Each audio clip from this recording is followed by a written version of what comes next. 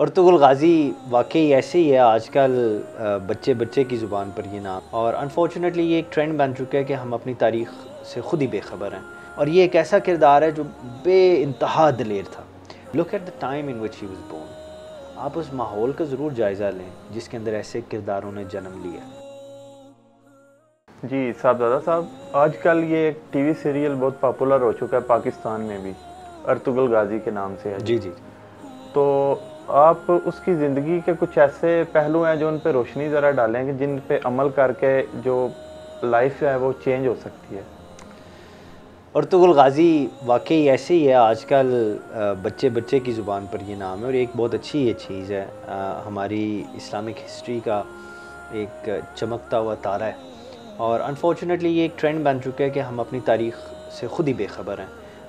اتنی مختلف چیزیں ہمیں کرنے کو مل گئی ہیں جس کے اندر اتنے ہم نے فکشنل کیریکٹرز بنا لیے ہوئے ہیں، سپرمین، بیٹ مین، اس طرح کے وغیرہ۔ ہمارے بچوں کے لیے جو حقیقی معنوں میں ہماری تاریخ میں سے جو رول ماڈلز ہیں ان کا کبھی ذکر ہی نہیں ہوا اب تک، اور جن چیزوں میں ان کا یہ نہیں کہ بالکل ذکر نہیں ہوا، جن چیزوں میں ان کا ذکر ہوا ہے وہ انفارچونیٹلی ہم پڑھتے نہیں ہیں، اور وہ ہیں کتابیں۔ تو آئی تھنک یہ جو جنہوں نے یہ سیریل جو ہے اس کو پروڈیوس جی جنہوں نے پروڈیوس کیا ہے، جنہوں نے ڈائریکٹ کیا ہے، جس نے اس کو لکھا ہے، انہوں نے میڈیم جو ہے they've chosen the right medium which is television، کیونکہ ٹیلی ویژن ایک ایسی چیز ہے جو ہر کوئی دیکھ رہا ہے۔ تو الحمدللہ آئی تھنک اس حوالے سے اٹ ایکسپلینز وائی یہ سڈنلی اس بیکم سو پاپولر، ایک دم راتوں رات یہ ہر جگہ اتنے پاپولیرٹی۔ پہلے یہ تھا کہ پڑھتے تھے، لیکن اب پڑھنے سے زیادہ دیکھ کے جو اثر لیتے ہیں ہماری جو عوام ہے پاکستان میں، تو یہی ہے کہ ریڈنگ نہیں ہے لیکن ادھر دیکھ کے جو دکھایا جائے وہ زیادہ ہو جاتا ہے۔ تو الحمدللہ یہ تو بات بہت اچھی ہے کہ ہر بندہ، ہمارے چھوٹے سے لے کے بڑے تک، ارطغرل غازی کی بات کر رہے ہیں۔ اس کی زندگی کے پہلو کے حوالے سے کافی ایسے پہلو ہیں جن کو اگر ہم صحیح طرح سمجھیں اور ان پر عمل کریں تو انسان کی لائف بدل سکتی ہے۔ دو چیزیں آپ کے سامنے رکھنا چاہوں گا، مگر اس سے پہلے میں سمجھتا ہوں مختصر وقت میں if I can take you to the historical background of this figure، اس کی تھوڑی سی تاریخ میں آپ کو بتا دوں تو بڑا فائدہ ہوگا۔ حمزہ 2 دفعہ نا ترکمن نے یہ اپنے علاقے چھوڑ کے دوڑے ہیں جب مونگولز آئے تھے، مطلب مونگو ہورڈز، جنگیز خان کی جو فوجیں تھیں انہوں نے تباہ و برباد کر دیا۔ جس جگہ سے گزرتے تھے یہ سمجھو اس دور کے عجوج ماجوج تھے، ہر چیز کو کھا جاتے تھے، آگ لگا دیتے تھے، تباہ کر دیتے تھے، اور اس وقت اسلام کے اوپر as an empire, as a civilisation یہ بہت زوال کا وقت تھا، اور چاروں طرف سے ان پہ حملے ہو رہے تھے۔ پہلی دفعہ جب یہ ترکمن قبیلے بھاگے ہیں وہ تھی 11ویں صدی، اور یہ سلجوق کی آرمی میں آئے اور مسلمان ہو گئے۔ 13ویں صدی میں دوبارہ یہ ایسے ہوا، یہ بھاگے۔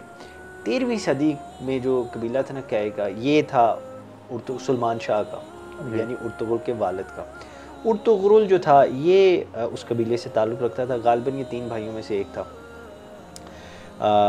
تو اس کا سلسلہ اس طرح ہوا کہ جب یہ وہاں سے بھاگے اپنے علاقے چھوڑ کر، تو ایک جگہ پر یہ اپنے تقریباً 400 گھڑ سوار تھے اس کے ساتھ، یہ نکلا تو اس نے دیکھا کہ، اور یہ پہلا پہلو ہے جس کا میں ذکر کرنا چاہ رہا ہوں، اس نے دیکھا 2 فوجوں کی آپس میں لڑائی ہو رہی ہے، ایک تتاری فوج تھی اور ایک سلجوق کی فوج تھی، مگر ارطغرل کو اس کا پتہ نہیں تھا کہ یہ کون کس کے ساتھ ہے۔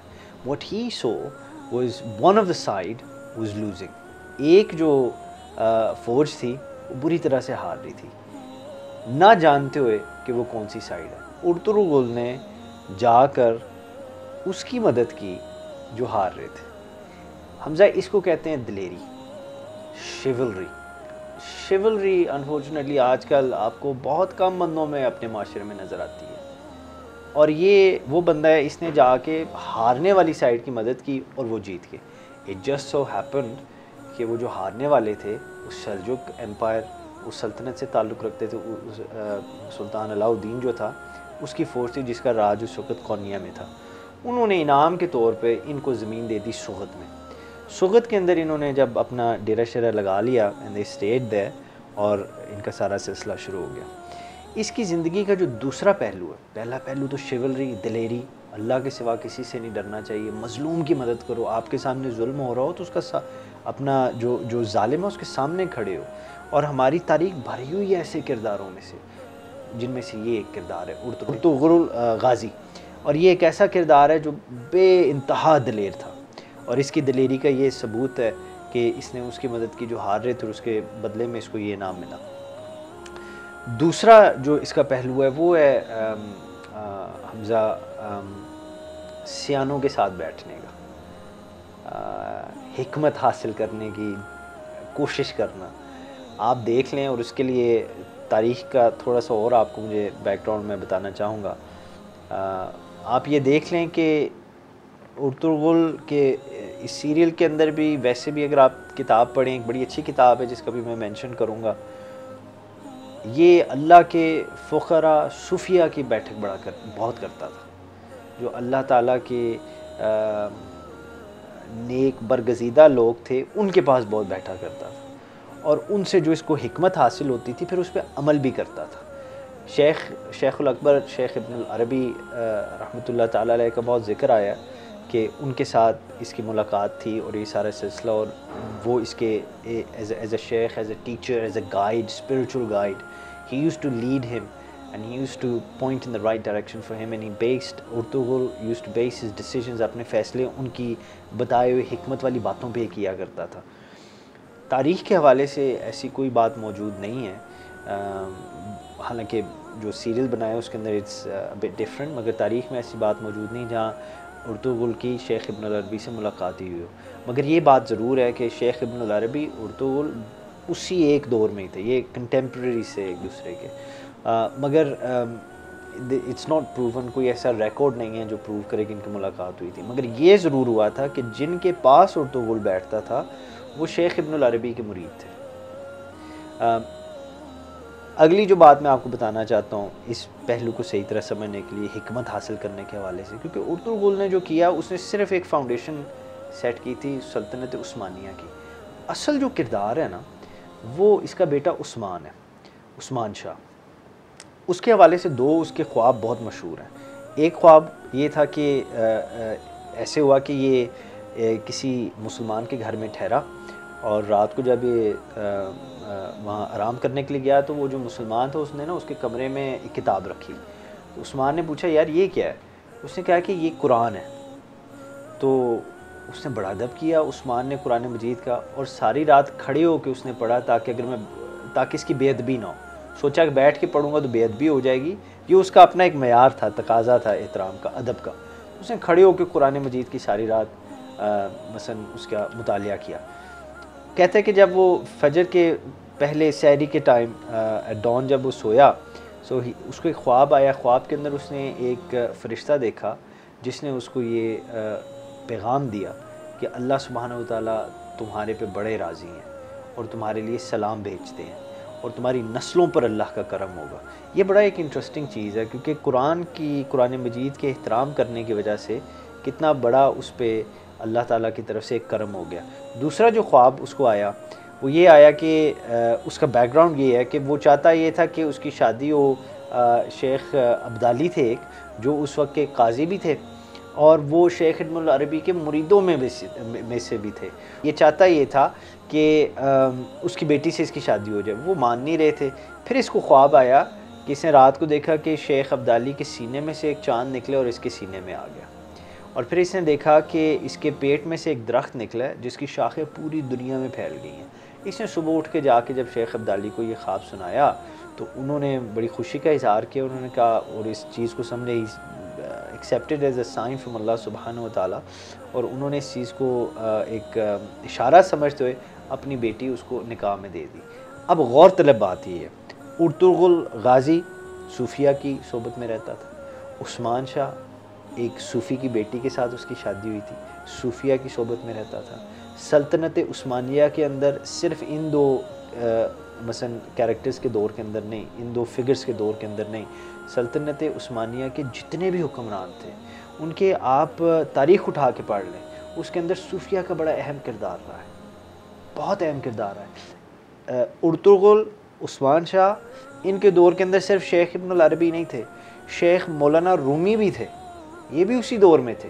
اور شیخ کناوی جو آ کے سلطنت عثمانیہ کے ایڈوائزری رول میں رہے ہیں، اور بہت انہوں نے تبلیغ کی ہے وہاں, وہ بھی اسی دور سے تعلق رکھتے تھے. تو اللہ کے فضل و کرم سے میرے اور آپ کے لیے اس میں بہت ایک بڑا پیغام ہے کہ ہمیں یہ دیکھنا چاہیے. فگرس تو ہم دیکھ ہی رہے ہیں, تاریخ ہمارے سامنے ہی ہے. تغل اور جناب عثمان اور یہ سارے جتنے کردار ہیں یہ کس زمانے سے تعلق رکھتے ہیں, یہ تو کوئی چھپی ڈکی بات نہیں. اور ماشاءاللہ انٹرنیٹ کے اوپر آن لائن بے تحاشا اس موضوعات کے اوپر گفتگو ہیں جو ہمیں سننی چاہیے, اور اللہ کرے پھر ہم کتاب بھی اٹھا کے پڑھیں جس کے اندر یہ ساری تاریخ لکھی ہوئی ہے.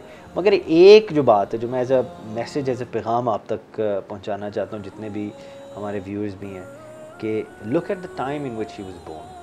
آپ اس ماحول کا ضرور جائزہ لیں جس کے اندر ایسے کرداروں نے جنم لیا.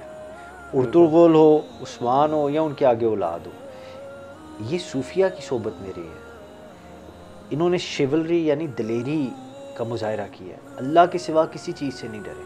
تو اللہ کا ان پہ کتنا کرم ہو گیا, اور سچے سچے مسلمان رہے ہیں, سچے سچے مسلمان رہے ہیں. تو آج ان کے 600 سال آٹومنز نے رول کیا اوور دا ورلڈ, اور اس کے بعد آج بھی ٹھیک ہے جی 2020 میں in 2020 we look back at that time and we feel proud کہ جی we are part of that Muslim civilization جس نے دنیا کو اتنا کیا. تو آئی تھنک یہ بڑی ایک دلچسپ بات ہے اور بڑی سبق آموز ہے, اور آئی تھنک اس سے زندگیاں بدلیں گی. Surround your self with the right people, اپنے آپ کو ایک اچھے ماحول میں رکھ لیں, ٹھیک ہے. تو ارطغرل غازی ایک ہی تھا جو ہو کے چلا گیا, اس نے واپس نہیں آنا, مگر جو رول اس نے پلے کیا, اگر اس طرح کا ماحول دوبارہ آ جائے, اس طرح کا ماحول دوبارہ آ جائے, تو ارطغرل غازی جیسے اور بھی کردار آ سکتے ہیں. صفدر صاحب اس حوالے سے میں کوئی کتاب ایک تجویز کریں جو اس ٹاپک کے اوپر جو ریلیونٹ ہے, جو ہمیں پڑھنی چاہیے. کتابیں ضرور پڑھنی چاہیے, اور اس موضوع پہ ارطغرل غازی اور ٹرکش سلطنت تھی جو اوٹومنز کی جو تھی, بے شمار مواد ہے online. There is lot of resources that you can go to. مگر one of the books that I read personally, ایک جو کتاب میں نے پڑھی وہ لارڈ کنروس کی کتاب ہے, the Ottoman centuries, the rise and the fall of the Turkish empire. یہ کتاب دو ریزنز ہیں why this is a very good book to read. ایک یہ it explains to you the historical background, یہ آپ کو سارا جو تاریخی بیک گراؤنڈ ہے نا, ارطغرل کہاں سے آیا, ٹھیک ہے جی, ان کا قبیلہ جب آیا تو کیا معاملہ, تو وہ سارا بیک گراؤنڈ آپ کو بتاتے. اور دوسری جو وجہ جس وجہ سے بڑی اچھی, I found this a very good read, اور بھی ویسے کتابیں آپ آن لائن سرچ کر سکتے ہیں, مگر مجھے ذاتی طور پہ دوسری جو وجہ تھی جس وجہ سے یہ اچھی لگی, اس کے یہ آپ کو اس 600 سال عثمانیہ سلطنت رہی ہے, اس کے رائز اینڈ فال کا بتاتی ہے کہ یہ عروج پہ کیسے گیا اور پھر زوال کیسے آیا. اور ایک چیز یا جب پڑھیں گے تو اس کے اندر یہ آپ کو ملے گی, ایک چیز جو کہتے ہیں کہ دیکھیں کوئی بھی سوسائٹی ہو نا, جو اسپیکٹرم ہوتا ہے اس کا ایک لیفٹ ہوتا ہے ایک رائٹ ہوتا ہے, ٹھیک ہے, اور دونوں لیفٹ رائٹ پہ ایکسٹریمز ہوتی ہیں. ہمیشہ وہ سوسائٹی وہ کمیونٹی کامیاب رہی ہے جس کا درمیان, جو اسپیکٹرم کا درمیان والا حصہ ہے نا, مضبوط ہے, وہ لیفٹ اور رائٹ کو جوڑ کے رکھتا ہے. اور جو تاریخ عثمانیہ ہے اس سلطنت کی, جس نے سب سے لمبی عمر پائی حکومت کے حوالے سے, یو ول فائنڈ کہ سب سے زیادہ جو رچنس تھی نا when it came to the Sofia and it came to the اولیاء, اور ان کے ساتھ جو لٹریچر تھا, جتنے یہ طریقت ہماری بلاسم ہوئے ہیں اسی دور میں ہوئے ہیں. جتنے حکمران تھے انہوں نے ایسے صوفیہ سے اپنا تعلق جوڑ کے رکھا ہے, علماء سے تعلق جوڑ کے رکھا ہے, علم کی قدر کی ہے, اگر خود عالم نہیں تو عالم کی قدر کی ہے, مدرسے بنے ہیں, یہ ساری it was a very golden age of Islamic civilization. تو اس حوالے سے this is a very good book to read. تو میں سب کو یہی ریکمینڈ کروں گا. آپ آن لائن دیکھ سکتے ہیں, اردو زبان میں بھی کافی کتابیں ہیں, ویڈیوز بھی کافی, مگر ویڈیوز سے بہتر ہے, ویڈیوز آپ کو ایک سبجیکٹ میں انٹروڈیوس کر سکتی ہیں, اس سے بہتر ہے کتابیں پڑھیں.